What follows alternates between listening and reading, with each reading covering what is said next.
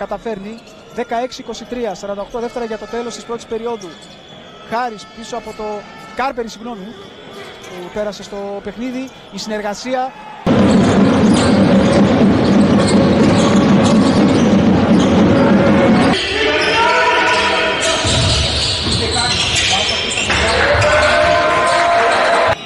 Πίεση στην μπάλα από τον αρχηγό του Άρη.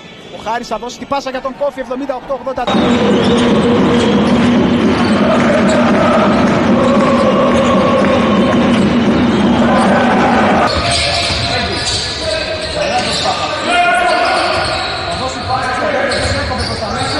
Βγήκε από τα σκριν, δεν εκτέλεσε όμως ο Αμερικανός. Ωραία η πάσα του Πάπας, είτε το κόψουν προς το καλάθι για τον Κόφι. Τώρα για τον CJ Χάρης. Πολύ ωραία πάσα του.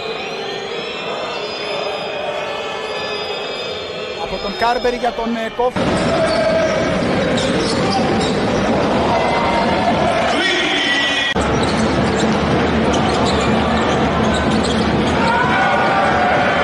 Γκάκ, εκεί θα πάει η μπάλα. Ο Γκάκ θα γυρίσει, θα αστοχίσει, αλλά έρχεται. Καλάθια κάτω από τη ρακέτα με τον ψηλό τους, με την έννοια ότι δεν γίνεται η σωστή αλλαγή.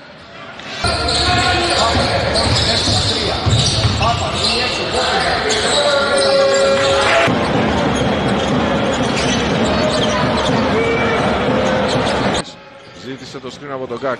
Ανέβηκε ο Αυστραλός. Χάρης στη γωνία είναι ο Τζαρελέντι. Σούγκρις. Κόφι.